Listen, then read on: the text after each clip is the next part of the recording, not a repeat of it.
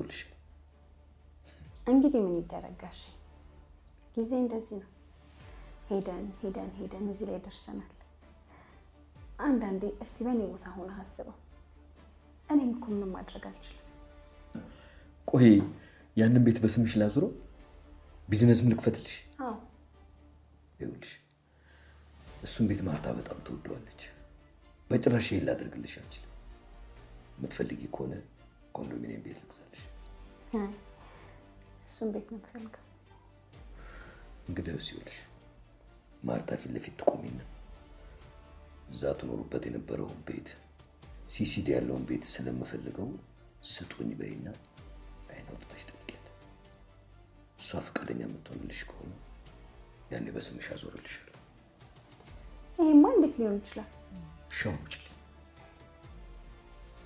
በቃ ይኸውልሽ ልቦናሽ ከፈቀደልሽ ነገ አለኝ የምትሆን ዕቃ በሙሉ ይዘሽ ነይ ከማርታ ጋር ትኖሪያለሽ አሁን ይጅል አዎ እመጣለሁ ዛሬው ነው ነገ ዛሬ ሳትይ ዛሬው ነው የማርታን የውሃን የአቢጌልን አይን የማየት ድፍረት ካለሽ ነይ አሁን ይጅል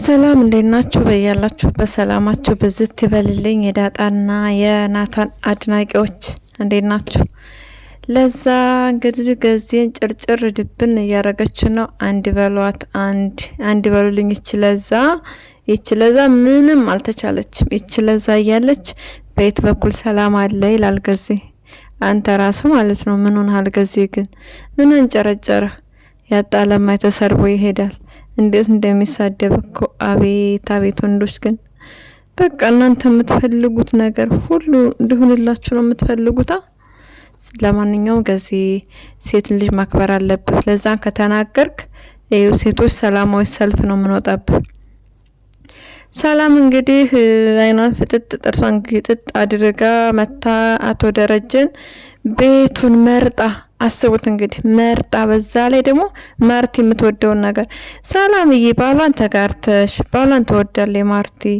ማርቲ የምትወደውን ነገር በቃ ለመሰብሰብ ያሰብሽው ነገር ቆየ ቂም አለብሽ እንዴ እንግዲህ እኛ ስናቅ ማርቲ በጣም ጥሩ አሰሪሽ ነች ከእርግዝናሽ ጀምሮ ተንከባክባ በስነ ስርዓት እንዲሁም ደግሞ ወልደሽ አርሳሽ እረ ስንት ነገር አርጋልሽ በቃ እንዴት ነው በቃ የሆነ አለ አይደለ አመድ አፋሽ እጅ አመድ አፋሽ የሚባል ነገር እጇን እንዴት ነው አመድ አፋሽ የምታረጊያት ሰላምዬ ግን ይሄ ነገር ባንቺ ላይ ቢሆን ተወጃለሽ አቤት ሰላም አቤት እንደው ድፍረቷ ያንቺን ያህል ድፍረት ቢሰጠን እኛ አረብ ሀገር ያለን ልጆች ራሱ አስቡት መዳሞቻችን ቤታቸውን አስለቅቀን አስወጥተን አሰሪ እኛ ሰራተኛ ነንና አሰሪ እናረጋቸው ነበር ሰላምዬ ያንቺን ያህል ድፍረት ቢኖረው ማለት ነው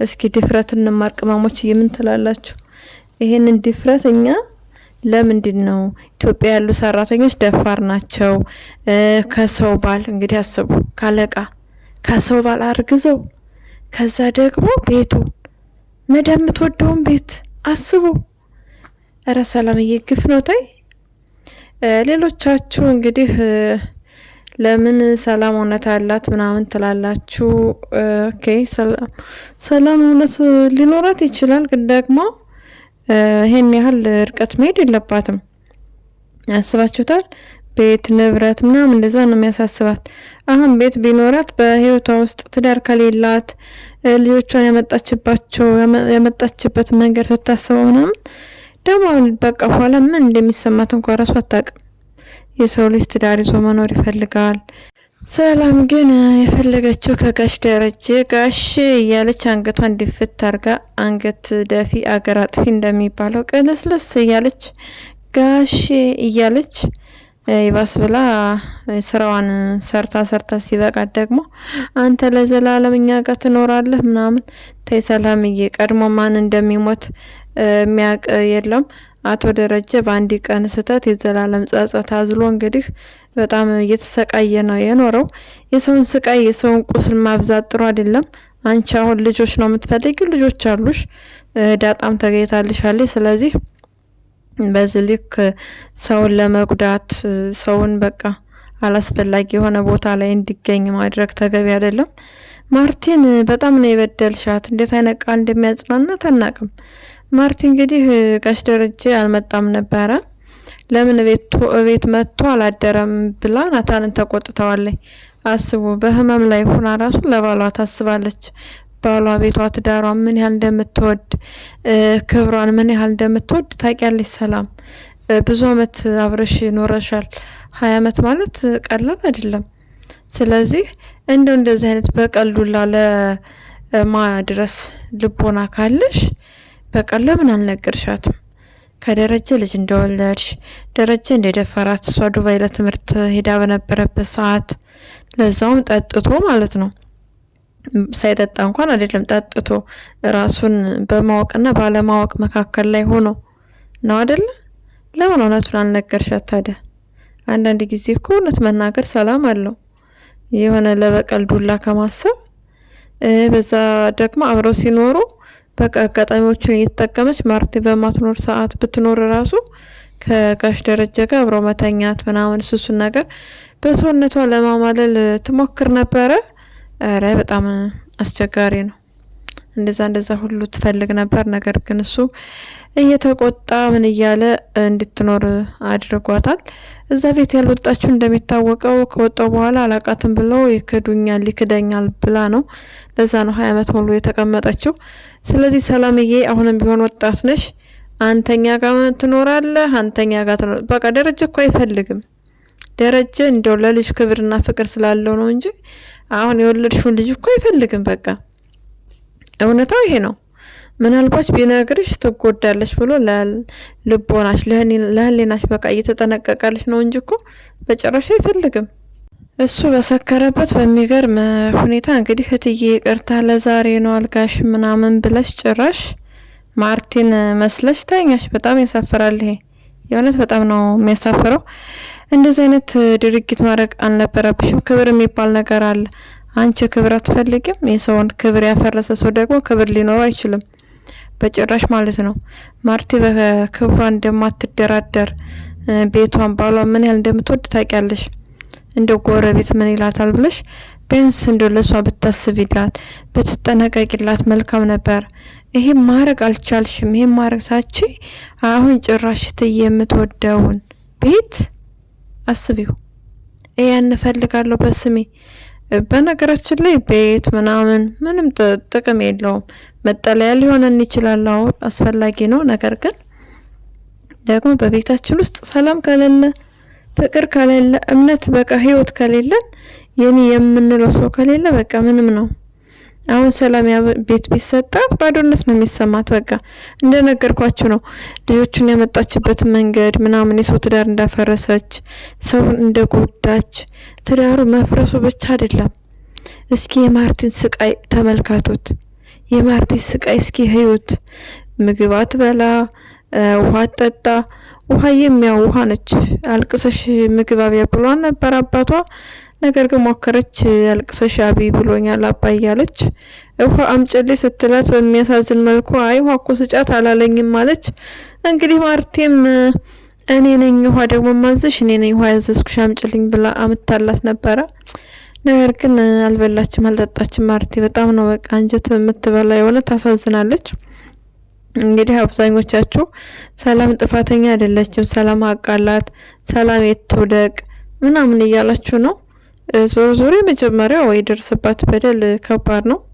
እንግዲህ ደረጀ ዳጣን እስካልጣላት ድረስ ደግሞ ጉዳቱ የሁለታቸውም እኩል ነው። ሰላም ጥፋተኛ ነው ልትባል አትችልም፣ ጋሽ ደሬም ጥፋተኛ ነው ሊባል አይችልም። እዚጋ ጥፋት ሰርተዋል እኮ። ነገር ግን አስባችሁታል?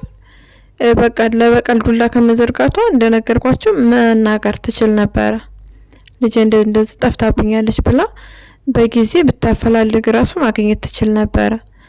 ግን ደግሞ እሷ ምትክ ምናምን ነገር እያለች በቃ ስታስብ የነበረው እድሜ ልኳን ሴራ ነው በሚገርም ሁኔታና ማርቲ በጣም ታሳዝናለች ከምንም በላይ። እንዲሁም ጋሽ ድሬም ያሳዝናል። በጣም የሚያሳዝነው ቤቱ ራሱ መሄድ አስጠላው።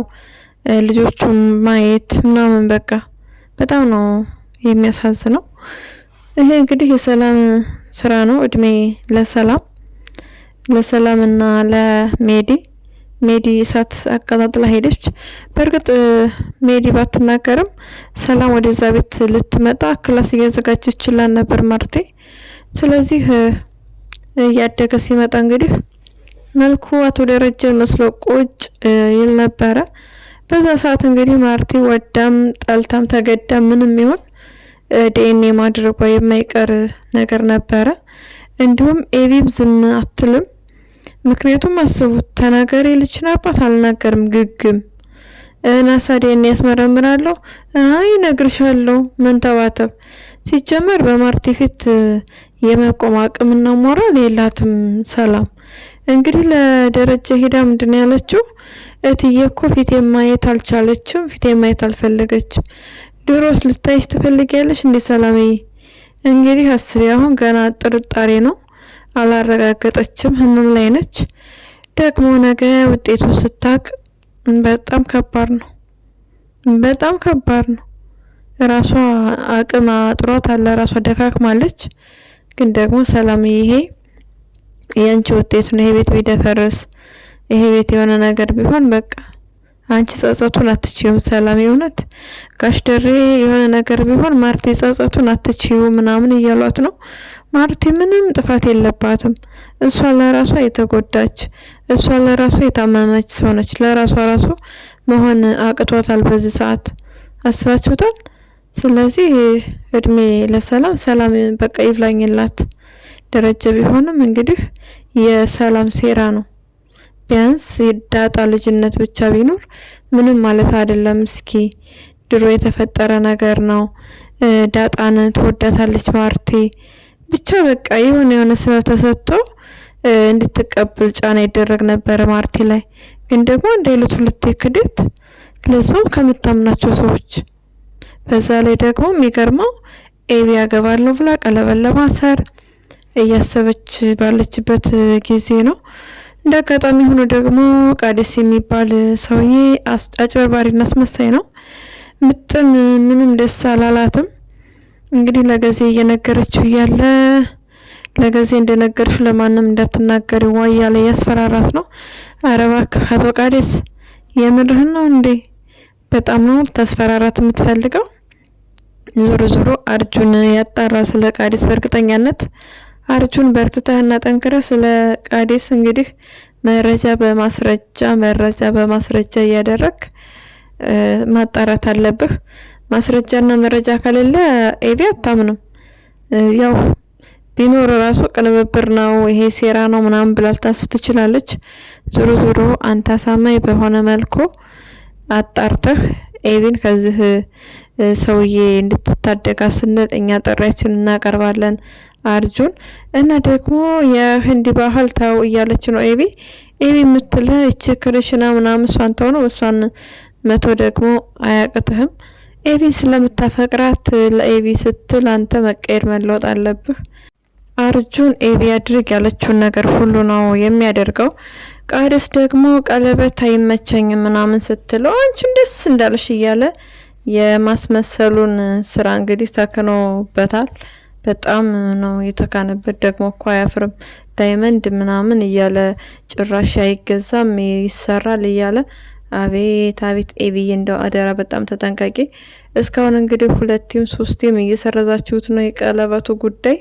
ምናልባት ይሄን ነገር በመካከል ተፈጥሮ ችግር ላይ እንድትሆኝ ያደረገው ምናልባት ፈጣሪ ከዚህ ሰውዬም እየጠበቀሽ ሊሆን ይችላል።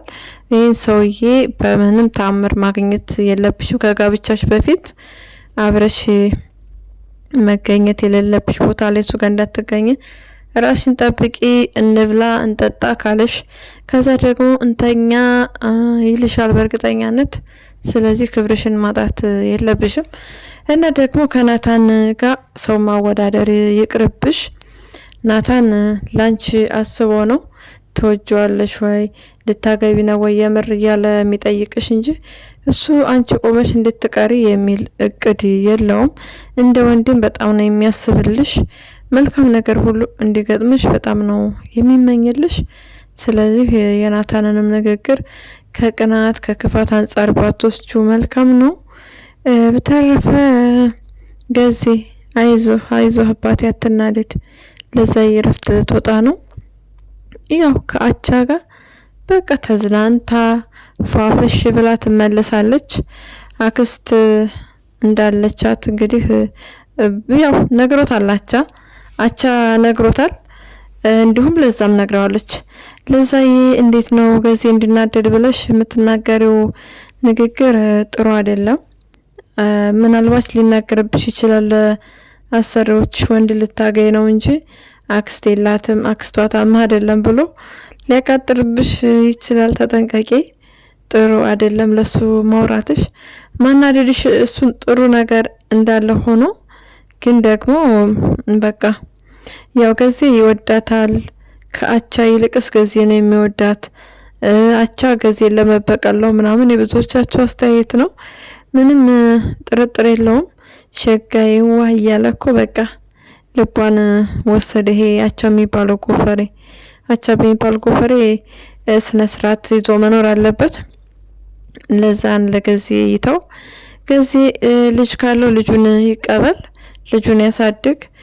እንዲሁም ያቻን እህት ካልፈለጋት አልፈለገም ነው አብሮ ለመኖር ግዴታ የለበትም። ግን ደግሞ ሄዶ ከሀገሩ ልጁን መቀበል፣ ለልጁ የሚያስፈልገውን ነገር ማድረግ፣ እንደዚሁም የሚያስቀየማቸውን ሰዎችን ይቅርታ ጠይቆ መኖር መቻል አለበት። ዞሮ ዞሮ ከዚህ በኋላ አቻ ለዛን ስላየ እሱን ለማናደድ ነው እንጂ የሚመጣው ለጉዳት አይመጣም።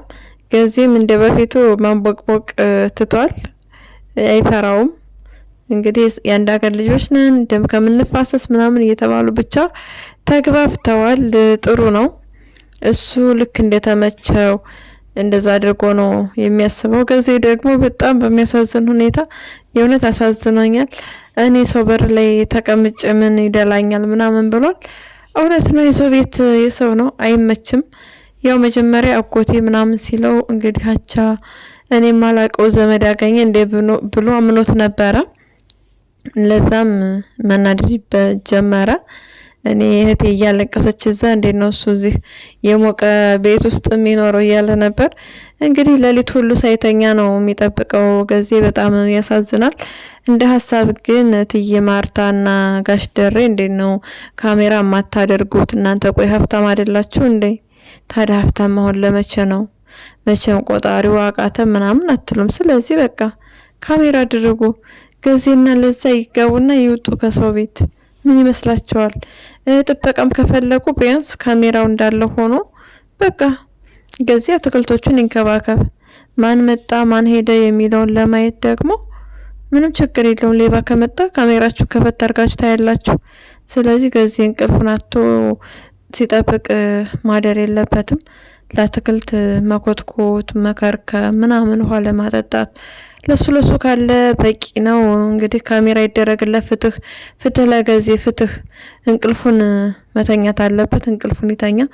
ኤቢ እንግዲህ ሰምታለች የሰላም ልጅ አባት ጋሽ ደሬ እንደሆነ ስትሰማ በጣም ነው የምትሰበረው። ታሳዝናለች። ፈጣሪ ብርታት እንዲሰጣችሁ ምኞታችን ነው። እንዲሁም ደግሞ ጋሽ ደሬን ቢያንስ መረዳት መቻል አለባት። ዳጣን እንግዲህ ልጁ እንደሆነ ስታውቅ መጀመሪያ ተናዳለች። ከዛ በኋላ ግን ወዳታለች። ዳጣን ብትወዳትም እናቷን ስታያት እያለቀሰች እያዘነች ነው። እንባዋንና ሀዘኗን ለሰው ማሳየት ስላልፈለገች ነው እንጂ ናታን ደግሞ በጣም ነው የፈራው። ተከራክራ እንዳስፈታችሁ ሁሉ አስባችሁታል? ተከራክራ የምታሳስረው ትችላለች እያለ ነው። ኤቢዬ ላይ እንግዲህ ከቻልሽ ሰላምዬን ከሰሻት ሰላምዬን ተከራክረሽ አሳስሪያት። አቶ ደረጀ ግን አባት ነው፣ አባት እንዳያዝንብሽ። የአባትሽ ሀዘን ጥሩ ስላልሆነ በተቻለሽ መጠን አባትሽን አለውልህ ብለሽ ከእናትሽ በላይ አባትሽ ነው እየተጎዳ ያለው። እየፈራ ያለው ማርቲን ብቻ አይደለም፣ ኤቪንም ከማርቲ እኩል እየፈራ ነው። ስለዚህ አንቺ ነሽ ከማንም ከምንም በላይ ለኤቢ መጽናኛ፣ ጽናት፣ ብርታት የምትሆኘው አንቺ ነሽ። ቢያንስ አቶ ደረጀ በቃ ሞቱን አይመኝም። አንቺ በቃ ፊትሽን ካዞርሽበት ሁሉ ነገር ነው ጭልምልም የሚልበት። ቢያንስ አንቺን ተደግፎ ይህንን የማያልፍ የሚመስል ቀን ማለፊያና መሸጋገሪያ ድልድይ እንድትሆኙ ስንል እንማጸንሻለን ኤቢዬ። አንቺም እናትሽን ፊታችሁን ካዞራችሁበት በጭራሽ አባትሽ በቃ መቋቋም እንደሚያቅተው ነው መግለጽ የምንፈልገው። ለዛሬው የያዝነው ቪዲዮ ይሄንን ይመስላል። በሌላ ቪዲዮ እስክንገናኝ መልካም ጊዜ እንዲሆንላችሁ ተመኘው። ለቻናሌ አዲስ ከሆናችሁ ደግሞ ሰብስክራይብ፣ ላይክ እንዲሁም ሼር በማድረግ ቤተሰብ ሁኑ። በያላችሁበት ሰላማችሁ ብዝት ይበልልኝ። ባይ ባይ።